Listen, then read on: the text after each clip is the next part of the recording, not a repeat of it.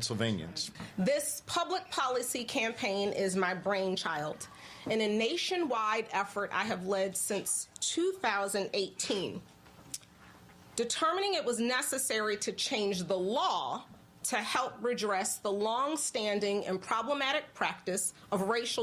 Oh my God. Had me excited last night. Let's get into it. Is it on the screen for y'all? All right, take a look at this. Today, when I sign the Crown Act into law, that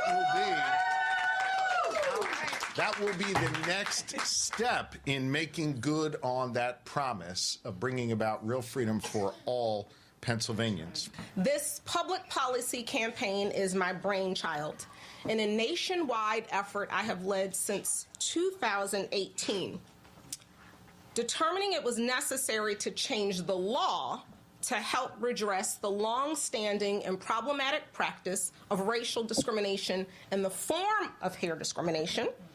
I subsequently developed the national legislative, social impact, and coalition building strategies for this movement because for too long, a myopic notion of professionalism and Eurocentric standards of beauty have perpetuated racial inequity and exclusion.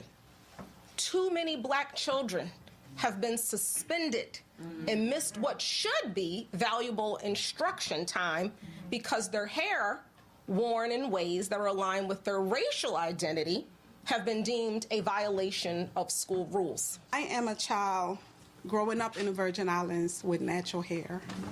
Natural hair has been braids, twists, locks all my life. That's all I know. As you know, I still have locks.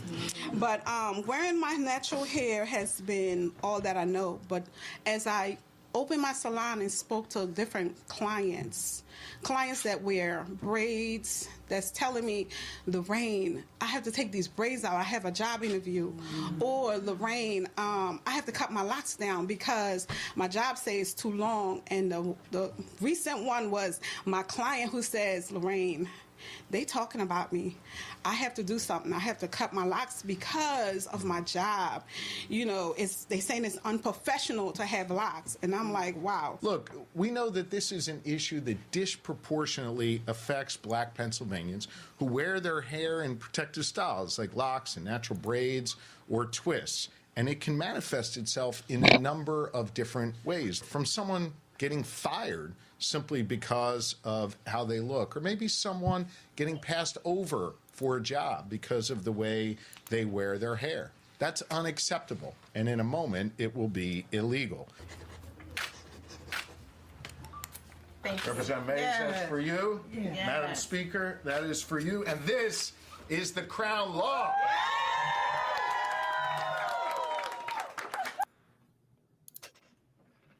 Malcolm X warned us about white liberals. We've also been warned about how Black women have been used. And I'm going to let you go. Hold on. BK, please, you go first. You go first if that's okay. All right. This is comical. It's just flat out comical. And the way that they just getting so excited,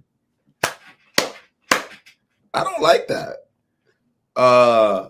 If a job had a problem with your fucking hair, then don't fucking work there. If you decide to cut your hair for a job, you don't deserve to have your hair. You're not one of us. We don't want you representing the brand. You feel me? Like, this is insane, bro. The amount of victimhood that factors into this, and you got Josh Shapiro jumping up here as if he's doing, like, if he's saving the community. This goes back to the whole victimhood where you cannot rely on other people to save you. You have to save yourself. And this whole forced acceptance. I don't like forced acceptance. If you go to a job where you're not accepted, then go to another one like BK said, or maybe it shows that perhaps there's not enough Black-owned businesses to where that hair would be accepted. So why don't you own your own business? Why don't you go through whatever it takes, the blood, sweat, and tears to open your own business, take a risk, stop relying on somebody else to pay you a 9 to 5 because you're too lazy to start your own, because every single other culture has done the same. When their group is not accepted, they start their own business.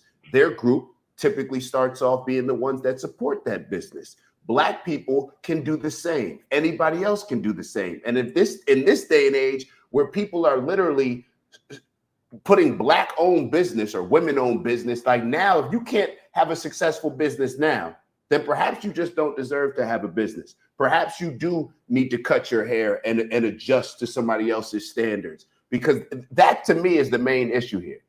It's like you're trying to force acceptance across the board, and I just don't like it, bro. I don't like it. It's the same thing with all this forced DEI, the forced women, the forced all this. It doesn't help anything. It doesn't help anything. Josh, go ahead. His name is Josh Shapiro. Any relation to Ben Shapiro? Yeah. I mean, they might as well. Nah, let me stop. No. I don't think so. Matter of fact, look it up real quick. I don't think so. The principles definitely don't align. I don't think so. But when you I'm sitting here. I've had certain times where I remember when I was interviewing for a job, and they took long to get back to me. First and foremost, want to give a huge shout out to everybody that continues to tap in with us, like and subscribe and join our community. If you haven't already, please make sure that you do. We look forward to engaging in some dope combo with you that can help us all elevate. So like, subscribe, and maybe even share the video if you're feeling real generous. On that note, we'll let you get back to the video. See you soon. Mentor at the time was like, I think it's your hair. It had absolutely nothing to do with my hair. We waited the next day. They reached out, and I mean, I don't know if it was my hair, but the next day they reached out and said, "Come on, come interview," and they gave me the job. And it's just like it's just the victim mentality, bro. He's a Jew, but they're not related. Obviously, the last name. So he's Jewish. I'm gonna say because I feel like though they have cultural names. I should have known. Now let me stop. But what's funny is you said that they have different views. Based on Ben Shapiro, who's more forget your feelings, like facts don't care about your feelings. You're saying He's not off none of this shit. Typically, a lot of Jewish people lean into the victimhood, and before Trump, a lot of Jewish people did vote for a lot of the liberal Democratic policies. Like the majority of Jewish people actually voted Democrat. Oh, okay. Now the only reason that we're seeing a switch is because Trump has just supported Israel in ways the Democrats are obviously not. The Democrats have taken more of a side of, free Palestine rather than the Republicans, who now have moved to a position where they want to do any and everything when it comes to Israel. Perhaps that's the reason why. They just happen to fall on that side of the argument. But this whole, it's just like, damn, this is what it takes to get Black people support, like having this goofy type of legislation where you feel that you need to go. It's like nobody forced you to perm your hair and to make your hair look like a white woman. Nobody forced you to put horse hair on your head so you can look like a white woman. Nobody forced these things.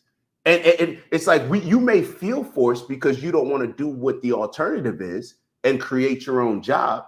But we had plenty of business owners, when people were Jim Crow and segregation, well, they wouldn't let me shop here. So what did people have to do? Yeah, go learn how to fish on your own. Like, go learn how to get it out your own. Nobody forced you to do these things. Now that you assimilated so much to where your beauty standards became everything white and European. Now you're upset because you tried to fit in to this group, and now people are looking at you funny. Now when you come with some natural hair, probably wanting to touch it and wondering what's going on because they thought that it just came out just straight, and it's on y'all. Like, it's on y'all. Nobody told y'all to move and try to look like white women. I'm not even trying to. I'm being very serious. Nobody told y'all to do that. And now you're wondering why they're looking at. They probably didn't even know that our hair was nappy. You know what I'm saying? They're probably looking at it like, well, all the women got straight hair just like us.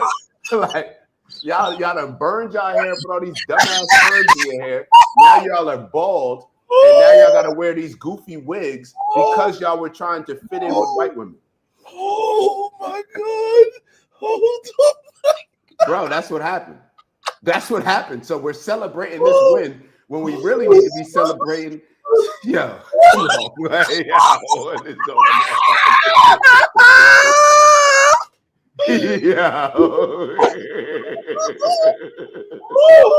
Oh my goodness! Yo, he reached deep in his bag for that. Yeah, I'm just saying, bro. You want to know why? Because it's like you only have courage when Josh Shapiro's standing up there. You could have worn whatever hairstyle you want. So what?